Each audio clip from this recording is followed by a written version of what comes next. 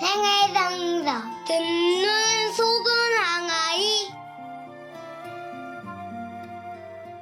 성부와 성자와 성령의 이름으로 아멘.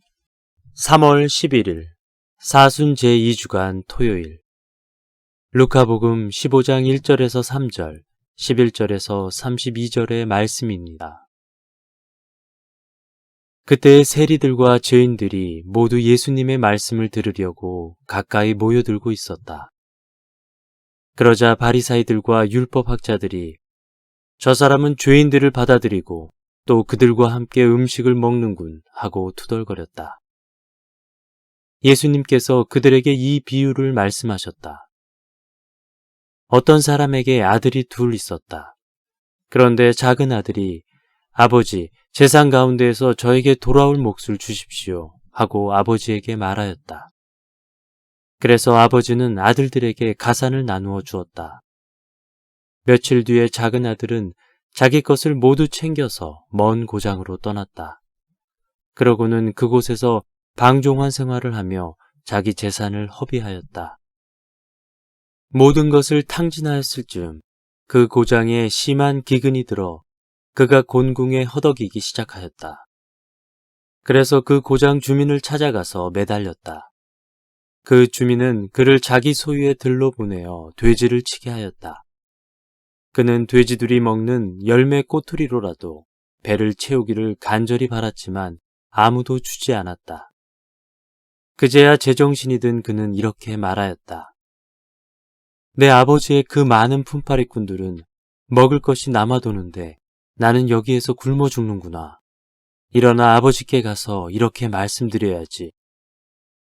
아버지, 제가 하늘과 아버지께 죄를 지었습니다. 저는 아버지의 아들이라고 불릴 자격이 없습니다. 저를 아버지의 품팔이꾼 가운데 하나로 삼아 주십시오. 그리하여 그는 일어나 아버지에게로 갔다. 그가 아직도 멀리 떨어져 있을 때 아버지가 그를 보고 가엾은 마음이 들었다. 그리고 달려가 아들의 목을 껴안고 입을 맞추었다. 아들이 아버지에게 말하였다. 아버지, 제가 하늘과 아버지께 죄를 지었습니다. 저는 아버지의 아들이라고 불릴 자격이 없습니다.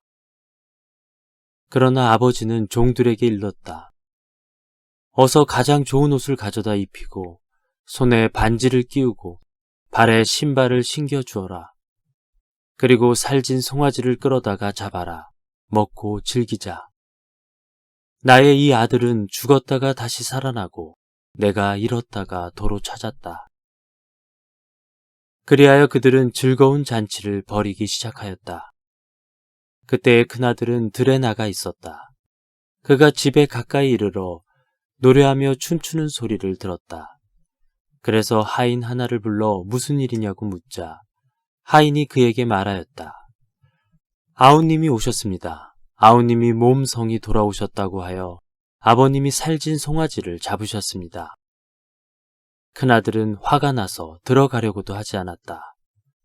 그래서 아버지가 나와 그를 타이르자 그가 아버지에게 대답하였다. 보십시오. 저는 여러 해 동안 종처럼 아버지를 섬기며 아버지의 명을 한 번도 어기지 않았습니다.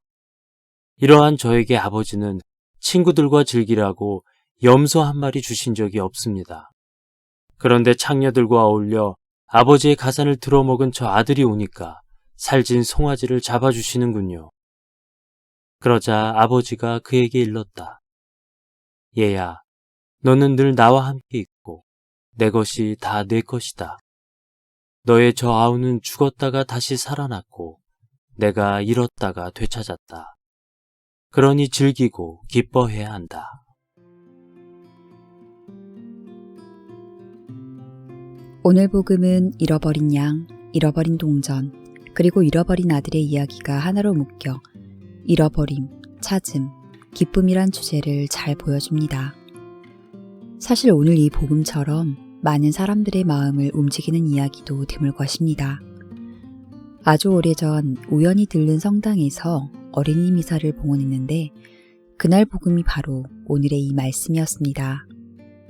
신부님은 강론 중에 아이들을 향해 오늘 복음 이야기에서 누가 가장 귀중한 것을 탕진한 것 같아요? 라고 물으셨고 아이들은 여기저기서 손을 번쩍 들며 작은 아들이요 라고 외쳤습니다. 이야기를 다 들은 신부님은 아니에요. 가장 귀중한 것, 그러니까 사랑을 탕진한 사람은 바로 아버지예요 라고 하시더군요. 그때 깨달았습니다. 예수님께서 진정 우리에게 들려주고 싶었던 이야기는 작은 아들의 극적인 회심도, 불평 많은 큰아들 이야기도 아닌 하느님 아버지의 넉넉함, 그 풍요로움에서 오는 기쁨에 관한 것임을 말입니다. 그날 저는 이런 하느님을 사랑하기로 결심했습니다.